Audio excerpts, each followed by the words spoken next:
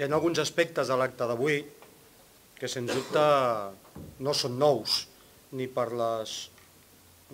companys que representen a les organitzacions sindicals de comissions UGT ni per als mitjans de comunicació. Aquests aspectes que no són nous és la reivindicació i el compromís d'avançar, com venim fent des de fa molt de temps, Comissions Obreres de Catalunya i UGT de Catalunya, per aconseguir que la política salarial als convenis col·lectius, a la negociació, apunti clarament per al manteniment i la millora del poder adquisitiu dels salaris. La nostra estratègia sindical, a més d'adreçar-se a les respectives organitzacions empresarials, a les quals haurem de negociar les condicions laborals dels treballadors, també pretén donar un avís d'alarma al govern català, que a la nostra opinió ha d'implicar-se i implementar mesures que atenuïn la precarietat laboral. Tant la UGT com Comissions Obreres, en l'àmbit del Consell de Relacions Laborals, instarem i proposarem mesures de caràcter laboral amb la finalitat de cercar solucions conjuntes dirigides a millorar el mercat de treball que abastin totes les vessants. El Congrés de la Confederació Europea de Sindicats que es va fer a Sevilla, hi havia un clam del conjunt del sindicalisme europeu de que és l'hora dels salaris. Durant els anys últims de creixement continuat i permanent hem de reconèixer que no es van repartir bé els beneficis, és a dir, que la majoria dels beneficis de les empreses no han anat als salaris ni han anat a la millora de l'aparell productiu de les pròpies empreses, sinó que han anat a les butxaques dels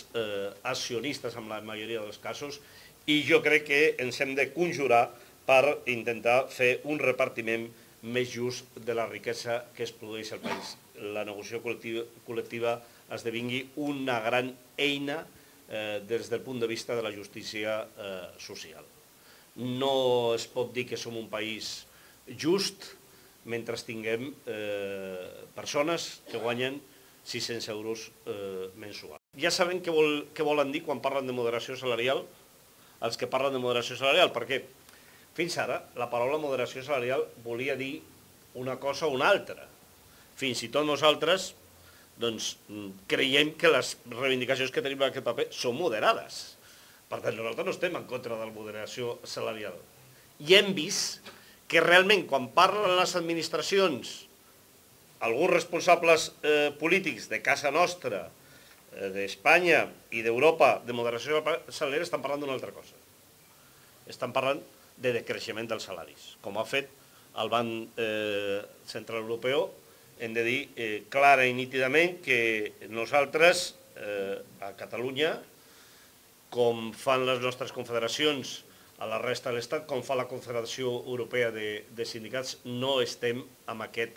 camí. Les administracions no poden continuar degradant les relacions laborals, les condicions de treball de les persones. I no és possible actes de cinisme com els que trobem molt sovint,